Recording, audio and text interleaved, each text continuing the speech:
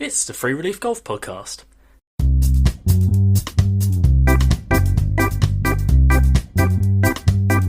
Thanks to the Blue Wire Hustle program, this is the place where listeners can explore the hidden cost of elite amateur golf. It'll always cost nothing to get some free relief, so let's get on with it, shall we? Hello and welcome back to the Free Relief Golf Podcast. I'm Freddie, and as always I hope you're safe and well.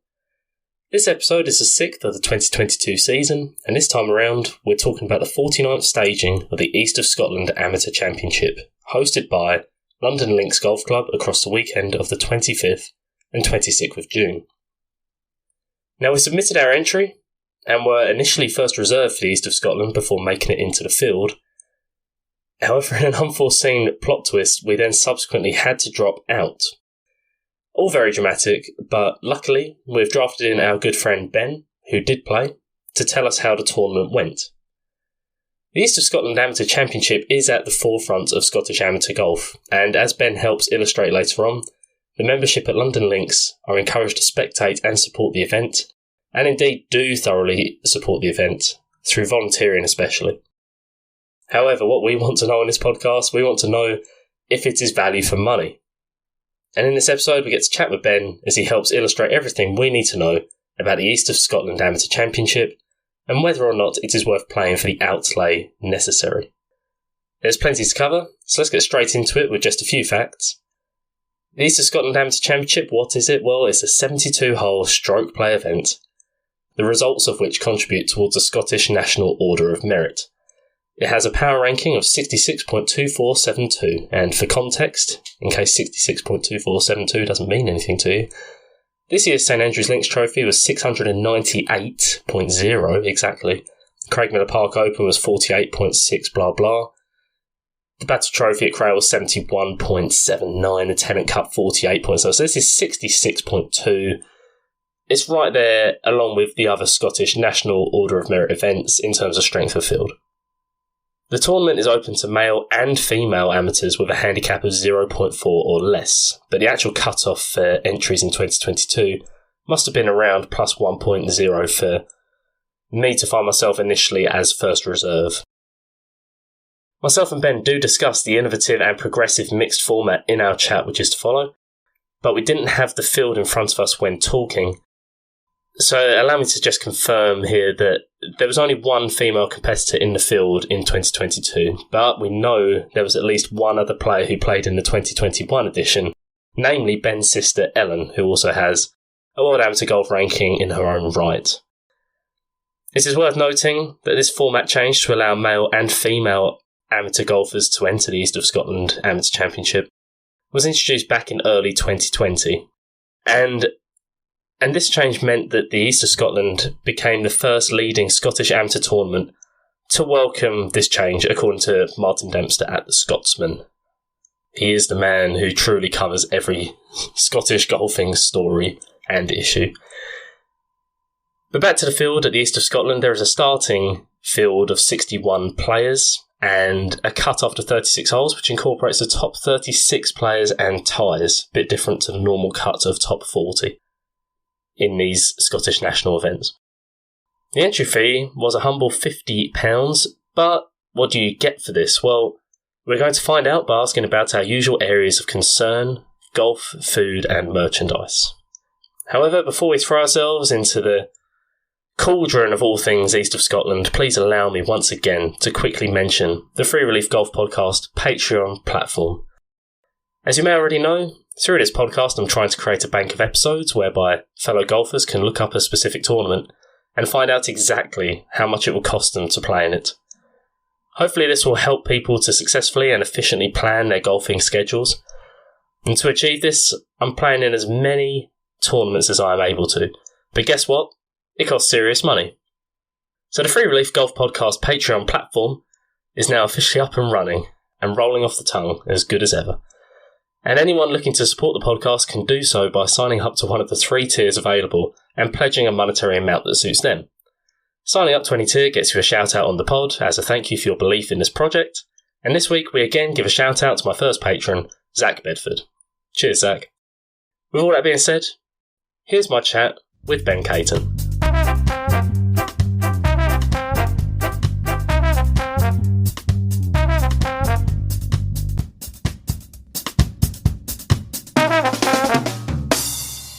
Okay, so we're going to get straight into it. We've managed to find the most acoustically viable location in the new golf club St Andrews, which happens to be a disused changing room. Today we are very fortunate on the Free Relief Golf Podcast to be joined by none other than Ben Caton. Ben, it's great to have you on. Thank you for having me, Freddie. Not a problem at all. And today we're going to be talking about the East of Scotland Championship, which was held recently at London Links Golf Club at the end of June 2022. So, I know who you are, Ben. You're a big deal. You're a pretty big deal in St Andrews Golf, maybe arguably in Houston College Golf and beyond. But some of the glorious listeners may not know who you are. Please could you let us know, who are you, what do you do, what are your golfing credentials? So my name is Ben Caton. I'm currently at university in Houston, at Houston Baptist University. Just finished my junior year there, so going into my senior year. I'm a member of the new golf club along with Freddie. I've been a member since I was maybe 13 years old, so all my junior golf, still a member there. Yeah. This you've been in it for the long haul. St Andrews boy, through and through. And, of course, in terms of golfing credentials, you are in the World Amateur Golf Rankings right now. We just looked it up. You are 3,038th, which is some achievement, to be fair, just to get that ranking, which you achieved by winning the St Andrews Boys Championship back in the day. I mean, yeah, that feels like years ago now already. We're still young. And, of course, you won the RNA Local Club's gold medal in 2020. And Free Relief Golf Podcast listeners will recognise that as an event that I always talk about. I did a follow-through episode on it last week if people want to pay me and go check it out. If you don't worry. But that event, which I spoke about last week, is the event that Ben went and won, and that gets you a spot in the Links Trophy, which you've played in now twice. Is that right? Yes, twice, yeah. And how did you get on in those two times? So the first time I came tied 23rd, I believe. Yeah. And then this year I unfortunately missed the cut. Yeah. And both times it was on the Jubilee and the Old as well. Jubilee and Old, yeah. So you have had experience of all these top events, and we're not today saying that the East of Scotland is a premier event up there with British Amateur, up there with St Andrews Links Trophy, but we are saying it is a good national event. Or maybe we're saying it's a bad national event, because I didn't play it, but you did. We're going to get your opinions. But on the face of it, Ben, for the entry fee, and we'll get into the entry fee and everything, is the East of Scotland Amateur Championship worth playing?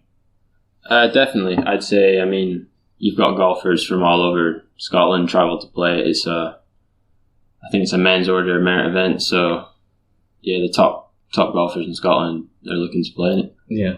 And what does it do for you? What could winning the East of Scotland do for your kind of amateur career at the moment? Obviously, you go back to college again in August. So what would it do for you in the summer if you were to have a good result in it? Because you had a decent result in it. Yeah, it's not on Wagger, the power of the event isn't too high, but I mean, if you win it, you get decent Wagger points.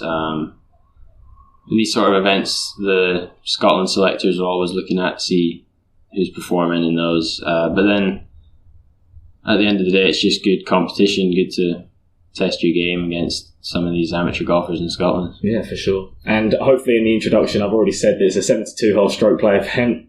You do get a practice round, but we're going to get into it. That was just the broad headline. We're going to get into it by covering the usual areas, the golf, the merchandise, and the food. We haven't actually spoken off air about the food, but maybe there is something to be said there. I have no idea where that's going to go. But we'll start with the golf offering at the East of Scotland, practice rounds. Now, I was a reserve for this tournament. I got in, but then had to give up my place. I tried to book a practice round, but it was quite limited times, wasn't it? I actually played, so the official practice day was the Friday. Right. The tournaments were Saturday and Sunday. But I played on the Thursday, so a day earlier. Yeah. Easier to get a time and not as busy, I'd say. Yeah. I think they were limiting people.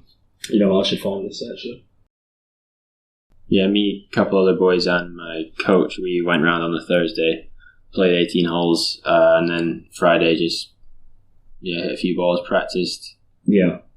And what does having the practice rounds, we had this with Aaron Edwards-Hill on a previous episode, the St Andrews Links Trophy episode, where he wanted to get a practice in early so he could have a day off in between and not be shattered when it's Yeah. 18 holes, 36, potentially 36. Yeah. Is that a similar kind of line of thought? Yeah, I'd say so. I mean, when you've got 72 holes in 2 days, it can be quite draining. So yeah, it's smart to take that practice round a day early, I'd say. Yeah, fair. Well, so what Colin Edgar said was between Monday to Thursday, London Links did not let visitors have tee times between out with 9 a.m. to 4 p.m. That's kind of inconvenient. Yeah. But then Friday they had the whole day was dedicated, was it? I believe so, yeah. So that was how you did the practice round. So you played with 3 other guys and you had your coach there as well. What kind of things were you looking at when you were checking out the course? We'll get into kind of the specific holes and the layout, but what were you checking for in that practice round? So my coach, he does the decade system. So I'm pretty new to it, but it's basically a course management system where you value the different areas around the green with a certain number, and it tells you, depending on how far away you are from the hole, tells you where to aim in relation to the pin. Yeah. So we were going over that, then just tee selection, clubs off the tee, and a few shots around the green, a few bit of pace putting stuff. Yeah. And how was the overall strategy for Lundy? Was it kind of there for the taking? Because looking at the scores, it seemed like it was playing tough. It was playing very tough.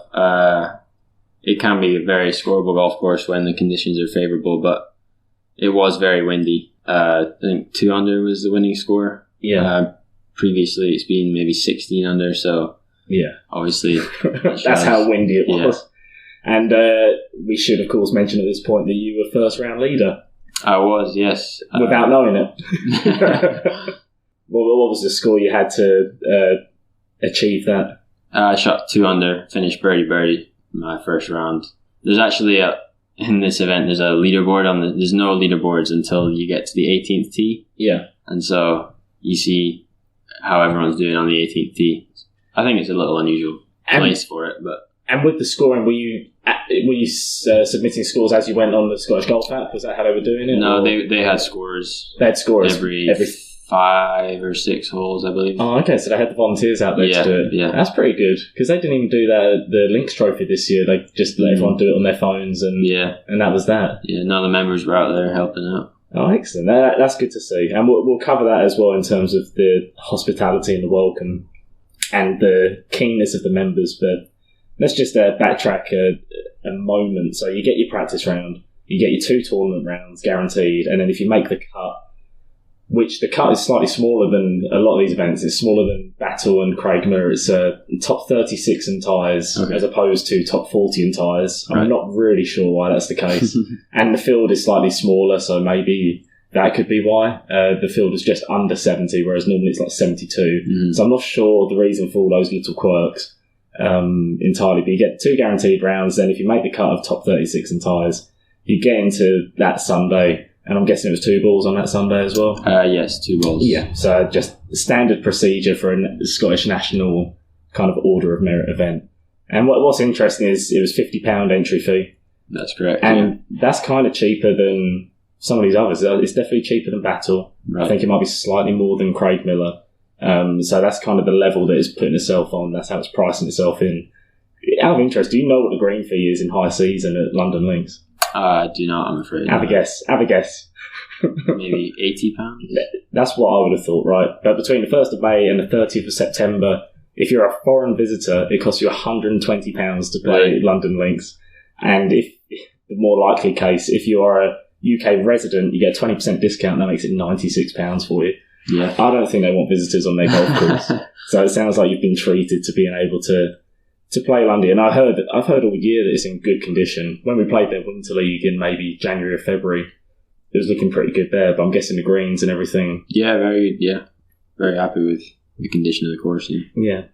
And so in terms of the golf course, we've said about the condition was quality, and then it was just a super windy day, a windy 2 days, which really made scoring tough. So you started with the 2 under. I don't know what the conditions were like at that point, but obviously that would have won you the tournament if you then kind of par in. Yeah, if I parred out. I don't know if you thought of that, but after my first round, because I saw the scoreboard on 18th tee, and I was 1 under at that point, and I think I was tied for second. I thought the scoring would have been lower than that, honestly. Yeah. I was quite surprised that I was that high up there. Yeah. Because it was quite, I mean, it's a scoreable golf course. So. Yeah. And how was the setup? Were they putting tricky flags? Did they speed up the greens? Was it one of those days? So the first day the greens were fairly quick, not too slow. Funnily enough, they actually sent an email out the second morning saying that they only single cut the greens because of the high winds expected in the afternoon. Okay. So they were slower for the second day. So they almost were trying to cut off the criticism that they might have got by sending the email out just to let people know. Yeah. That's just so everyone knew what to expect. There was no. Okay. And was the putting green kind of similar to the greens out there? Yeah, definitely. Okay, yeah. So you could have got the pace beforehand anyway. Yeah. They're just letting you know. Yeah, that's very reasonable. And in terms of London Links, people who haven't played, who haven't been to the East Snooker 5,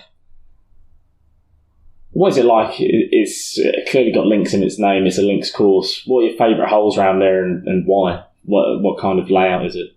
Well, it's a links course. It's quite open. All the holes are running alongside each other. It's a little windy. It's not like straight out and straight back. Yeah. In terms of a favourite hole, maybe the downhill par 3. I think it's the 14th. After the quite a scenic hole. Yeah, it plays like 20 yards downhill. Yeah. In the wind, that'd be fun. Yeah, it was 20 yards downhill and then also straight into the wind. So, I mean, it was playing quite long actually. Yeah. I think I had a 6-iron in there. Well, I say that's the weird thing, isn't it? So, my reasonable history of it is that London Links and Leven Links, which is its neighbour, because you can literally just cross the fence. Well, it's not a fence; it's like a stone wall, and go play. And they do, and that used to be the layout was all the flat, kind of on the flat, and then they both had to extend up the hill slightly. But London Links more so than Leven, because you've got it's the 11th, which is kind of a long, tough par 4, right? And then you've got a par 3 that is straight up the hill. Yeah. How was that played? So that would have been like downwind. Yeah, down off the right. Yeah. So that was, I mean, it helped being downwind, honestly. Actually, it was quite hard to stop the ball because you were going uphill downwind. So you had to take the shorts club and hit harder if you wanted to stop it. It would have been playing like 140, wouldn't it, or something? It was the back tee. It was about 160. Okay, right. So, but like playing 60. Yeah. Just straight up the hill, down the wind. I mean, a lot of people slate those holes on the hill, the 2 par 3s and the par 5 that doglegs round the corner on top of this hill. I quite like that par 5 personally. Yeah, it's not as linksy because obviously it's tree line down the right side. But you got those big. I don't know if they're fir trees, but you got those big trees. I think it's quite aesthetically pleasing. Yeah, but maybe it just isn't linksy. So. Yeah, it's a nice hole. It maybe doesn't quite belong on London Links, if that makes sense. But yeah, that's fair. And you said you birdied 18 in that first round. Could you please just briefly describe the 18th hole? Because it's quite a fearsome final hole for people to finish out rounds. So the tee shot, the 18th in the first fairway, it's a double fairway, so it's very wide. Yeah. And then the green it's got OB right down the left side. It's basically green then OB. There's nothing in between. That's where people drive into the clubhouse. So it is quite an intimidating shot. But that first round, I birdied it. Wind was down off the right, so I think I hit 3 wood to stay short of the bunkers, and then just left myself with a wedge in. Yeah, so it wasn't playing to its fearsome maximum, but you still had to be careful. Because there's a big hill on the right to feed in off as well, isn't there? Can you feed in off that hill? You can, yeah. To the green. So the green is kind of in somewhat of an amphitheatre, except just all from one side, from the right-hand side, and then it just feeds out of bounds left. Yeah, and also, because of the 2 rounds in one day, you've got people teeing off on the first hole. Yeah. So you've got people teeing off right next to the green on the right and then OB on the left. So it is quite intimidating. You got to pick your poison. Yeah.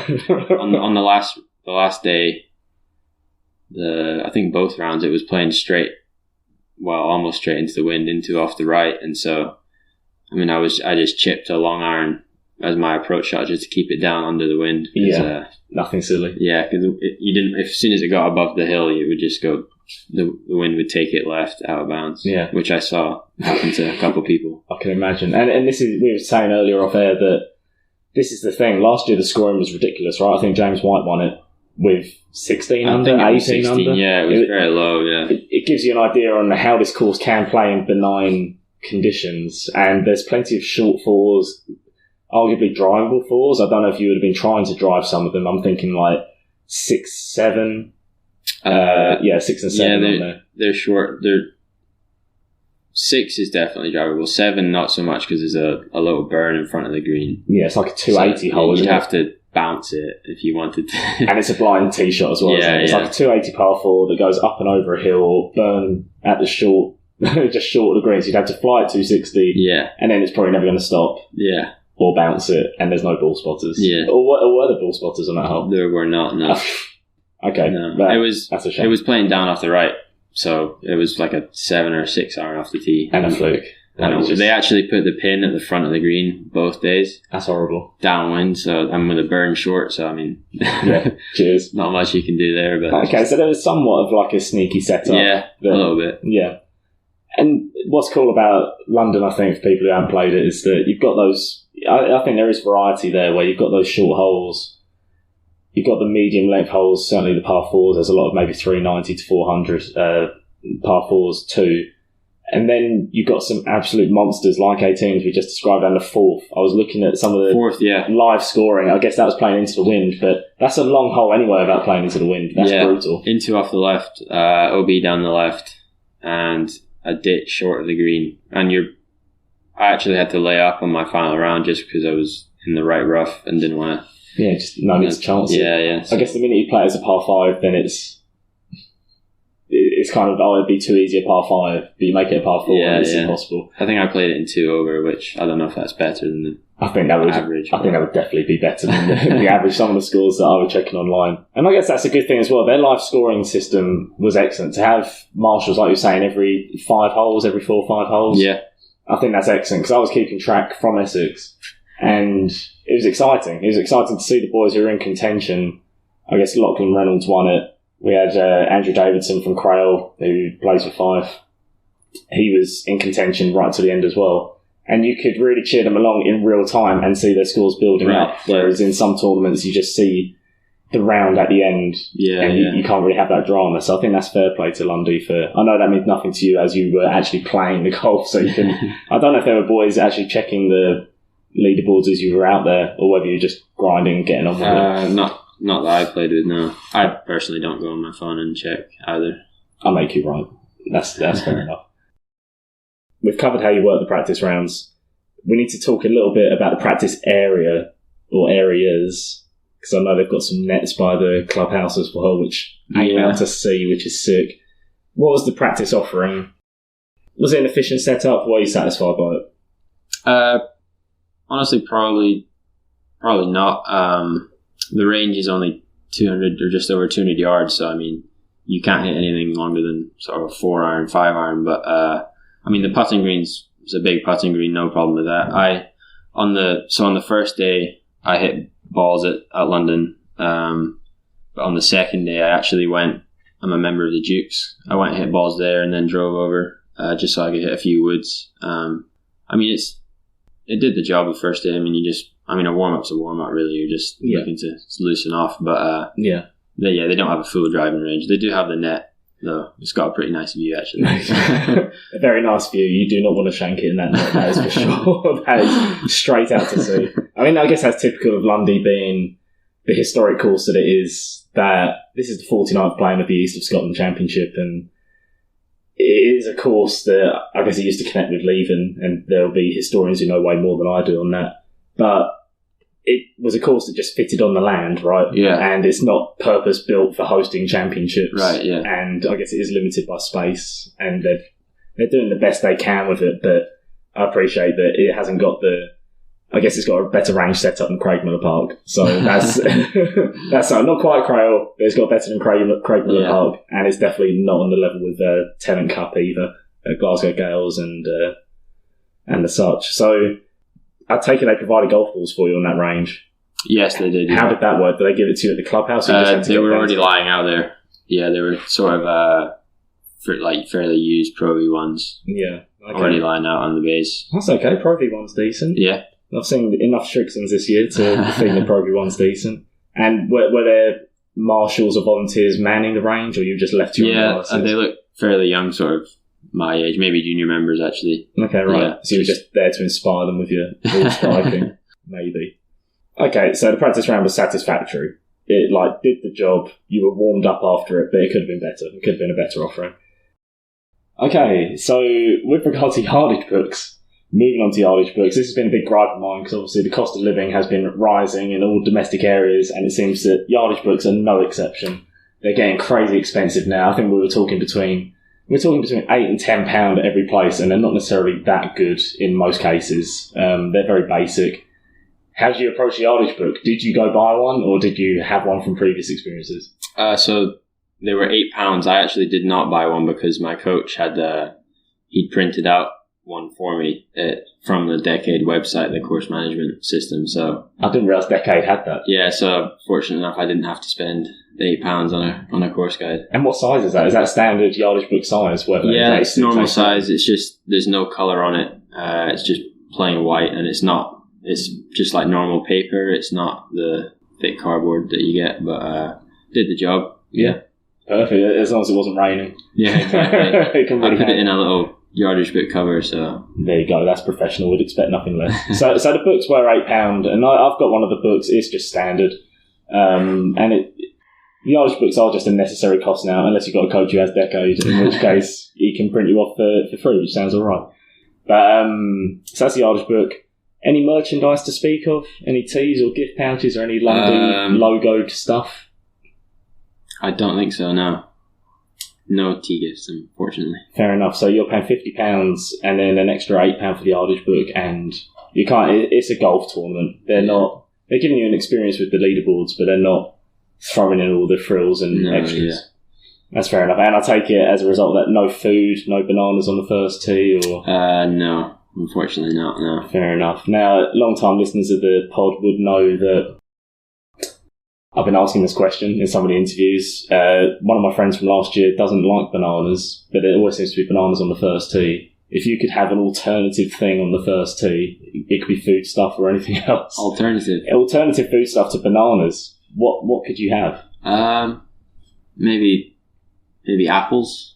Yeah. Or maybe some form of protein bar, something like that. Yeah. That's the way it's going. The elite amateurs need their protein, so I think that's a reasonable suggestion. It just always seems to be bananas. Unless you're London Links, where apparently there's no bananas on the first tee this time. And we should say at this point that we're going to be doing a total for how much this event cost you, but as a local, the costs are minimal, right? It's minimal outlay. I don't know how much you would have thought in terms of petrol that you laid out. What is it, a 20-minute drive for you? 25, from my house. Yeah. Obviously, I stayed at home, so I wasn't paying accommodation. For accommodation, and then I believe lunch they didn't provide lunch. You had to pay for yourself. It would have been sort of £10 for lunch, but I actually took up some pasta with me, so I just ate that in my car. That's preparation. So it was a tenner for lunch. So my playing partner said he spent about £10. Yeah. Oh, so it was just like open menu. If you want lunch, you had it. There was nothing laid on. Interesting, because that is the opposite of Tennant Cup, where they proper lay on the buffet and just give you no time for it. Was it 5 hours between tea times at London? I can't remember exactly, but I had about 40 minutes between when I finished my round and when I teed off next. So I mean, it was ample. Reasonable, yeah. Yeah, that's fair enough. Yeah, that's not like Tennant Cup where it was 5 minutes. And I went for the bold strategy. Exactly. Yeah, I downed the apple crumble I did, and then.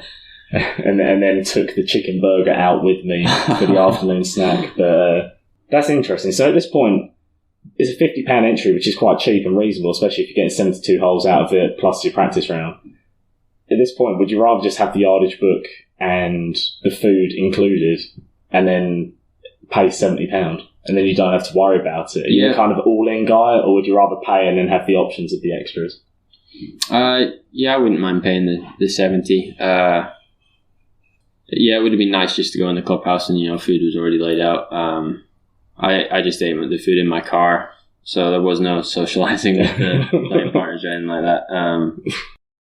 I'm sure they were worth socialising with. I'm sure that's not a... Yeah, it's just easier to eat it and leave the box there, I guess. Yeah, quite right. That makes total sense. So we kind of touched on it already before. We've got the golf covered. We've got the merch. We've got the food covered. We've got the practice area covered. A bit about travel and accommodation. Now, we're going to have to... Accommodation is going to be a pinch of salt this time round because we're talking about London links where there are some B&Bs, probably some Airbnbs nearby at varying prices. But this is happening 3 weeks before the Open, the 150th Open at St Andrews. Prices in Fife, the East Snooker Fife in particular, are just skyrocketing. Yeah. So it's really tough to estimate accommodation. But we'll get to that because you didn't have to worry about that because it was a 25-minute drive away. Just stayed at home. So you just drove each day. How much petrol do you reckon you used? Like not much. A negligible amount. Yeah. Like maybe a quarter of a tank or something. I was actually borrowing my dad's car, which is a hybrid. Oh, it's a hybrid. So, running on electricity. Charged it up overnight. There you go. That's just perfect then, isn't it? So that's even less money than it could have been. So your totals are really not going to be much at all. And in terms of the prizes, you did mention this to me earlier. You were impressed with the prizes? Yeah, I think first prize was £500, I believe, and then worked its way down to a 12th place got a prize. I'm not sure if it was much, but still. They probably got their entry back. Yeah, I think so, yeah. Top 12. So they've kind of decent. They've stuck with the original prizes that you see at most of these amateur events pre the rules of amateur status changing at the turn of the year. £500 for a winner is still good. They could still go up to like $650. Maybe next year we'll see some of that. But I think while they haven't been innovative in that sense, they really have been, considering that they have a women's division in this tournament as well in the east of Scotland. Yeah, they get prize money as well. And there's a trophy as well, right, for the winner. So any comment on that? Did it feel like you were playing in a mixed event or...? Not really. I actually didn't see any females. They were playing. I saw a name on the scoreboard. I'm not sure how many made the cut, but no, I really didn't feel like a mixed event, honestly. I will look that up and I will definitely stick it in the post-interview summary of how many women made the cut because it looked like they get a nice trophy for it as well. So, do you think, obviously you play your college golf and it is split up by sex. What do you think of having these mixed gender events? Obviously, you say that it wasn't necessarily the most well attended, or certainly you didn't see many women playing it. Do you think there's a future in that kind of format, or do you think there should just be more events on either side and you kind of stick to your own sex? I think it's quite unique. Why not have a few events where they're both playing together? I'm not sure. They must have played off the same tees as well because... There were no other tees out there. I didn't see any other tees, That could explain it then, because then that's just going to be a long slog for them, isn't it? Yeah. Although Lundy isn't necessarily the longest course, so if any course could put this in play, it probably is Lundy, whether in the wind that's advisable or not. But it's just an interesting one, because I believe your sister played in this a few years ago, right? Yeah, she did, yeah. So this has been a few things. So this has been going on for a few years now, and it's interesting that it hasn't necessarily taken off. I wonder if it's advertised enough, because certainly when you go on the website and you look at the entry criteria and conditions, it's not really mentioned. I guess it just says, come fill out a form, here you go. It says it's open to men and women with a handicap of 0.4 or less to be eligible to enter. Yeah. I actually forgot it was a mixed event until I saw a female on the leaderboard. Yeah. So. Cool. Well, maybe it is an opportunity, and it's something that other tournaments could take into account, that you could have a national order of merit which has mixed events. The only problem is at that point, if they were well attended, you'd have to start really, as we said, this field is slightly smaller, and it might be because Lundy, similar to Crail with the Battle Trophy, is kind of in the corner of nowhere. It's hard for everyone across Scotland to come and get to. Yeah. But it had a smaller field. It had less than 70 people, right? It had close to maybe 65 people. So maybe you'd have to extend the fields in order to have two truly decent championships to fill it out. It does seem to be a way, especially with England Golf, they seem to be making their under 18s, under 16s, mixed boys and girls on the same course. Whether it's the same tee markers, I'm not sure. It probably wouldn't be at that point, to be fair. But to have it on the same tee markers is actually brutal. The more I think about it. My sister played in it a few years ago. She enjoyed it. Yeah, I think she actually won the ladies division. So right, okay, yeah, and that's probably well worth winning as well. I'd imagine. Yeah, I think it's £100 that they get. Yeah, and a trophy. Yeah, so exactly. I mean, I'll be doing it for the trophy. Yeah, nothing else. Okay, so that's the prizes covered, and we come towards the end. Normally, with these events, when I play them, obviously I didn't get a chance to play this one. I'd do an overall experience rating, and we'd cover the same 11 areas as I have been for the last year and a half. If you guys don't know it by now, as listeners, then you can go back and check all the other episodes. But what we haven't spoken about so far, the hospitality, for a start. So we've said that the members are all keen and invested into it. Were you welcome to London Links? Yeah, definitely. They were very friendly, I'd say. Starters were friendly. Got your name announced on the first tee. Funny story, actually. At one of the scorers was being helped by a junior member, and she actually got every player in the field to sign a book. Okay. And then the second day, so everyone that made the cut, she got them to sign a hat, I think it was. That's nice. Yeah.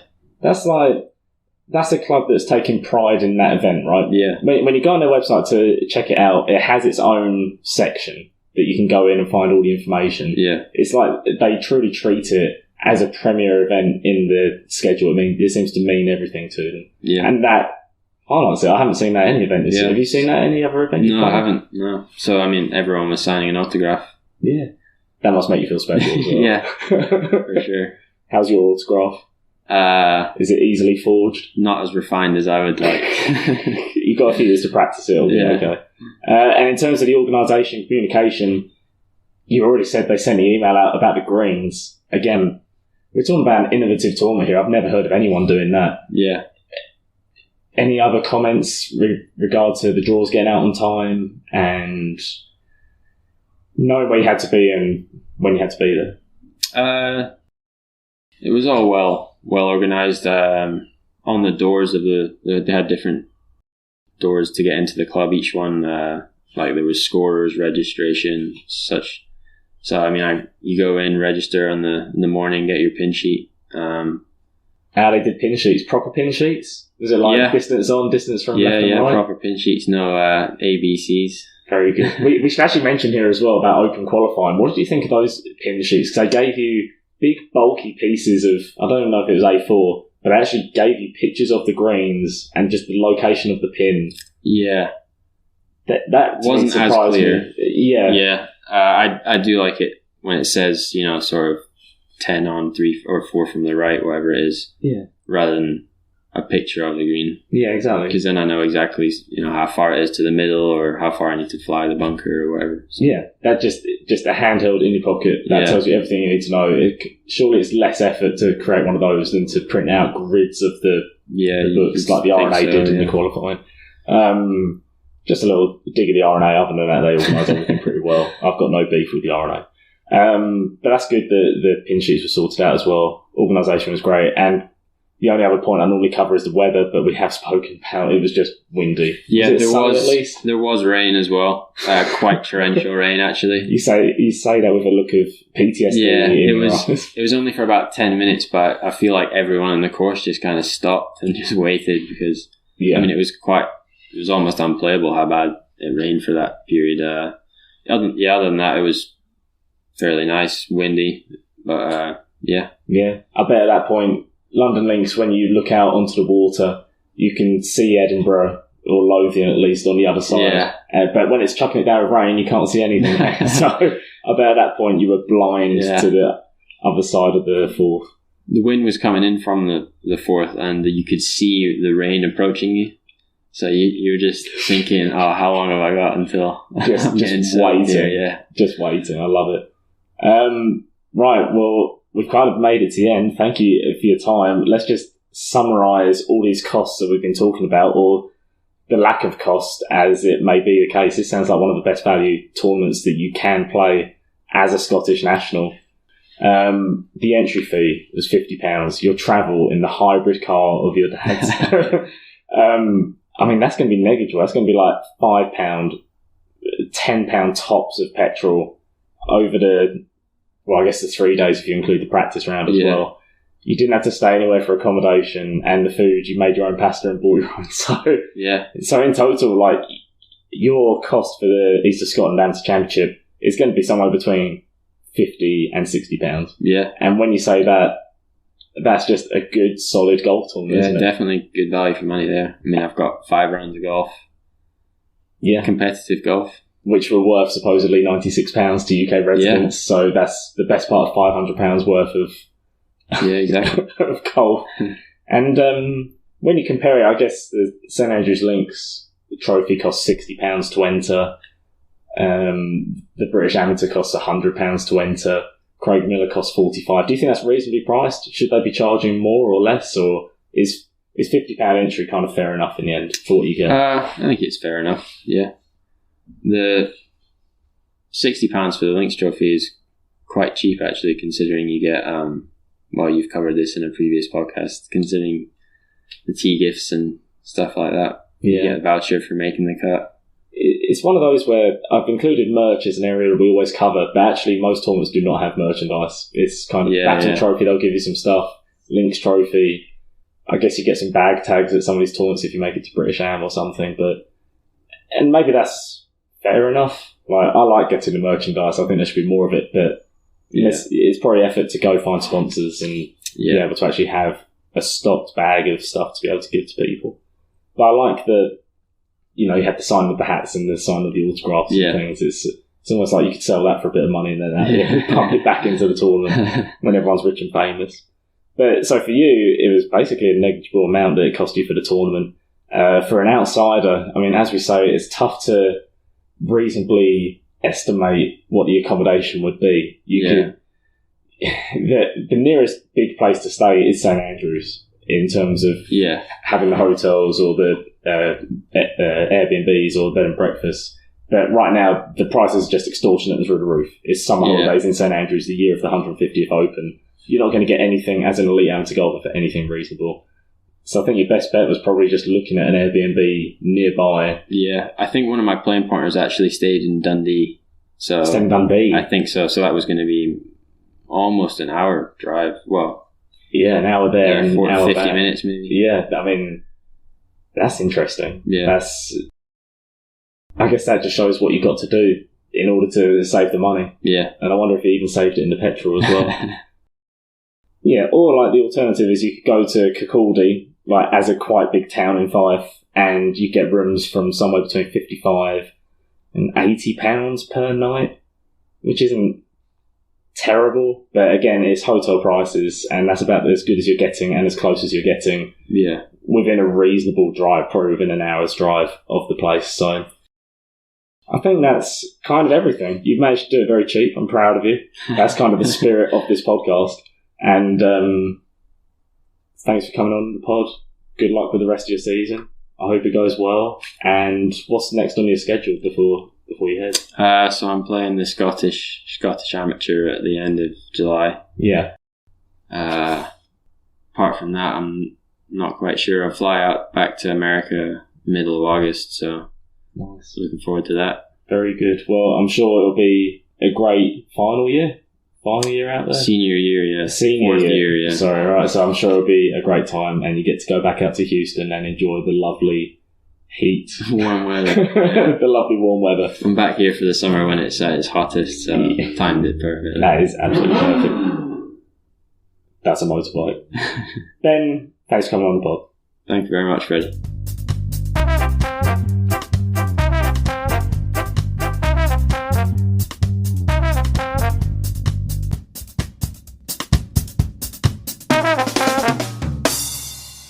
So that was every practical thing you need to know about the 2022 East of Scotland Amateur Championship hosted by London Links Golf Club. If there is anything major that I've missed out that you would like to have heard or that would be useful for your future planning or even my future planning for events, then get in touch with the podcast. We're on Instagram, we're on YouTube as the Free Relief Golf Podcast, so follow and subscribe to those for all future episode updates.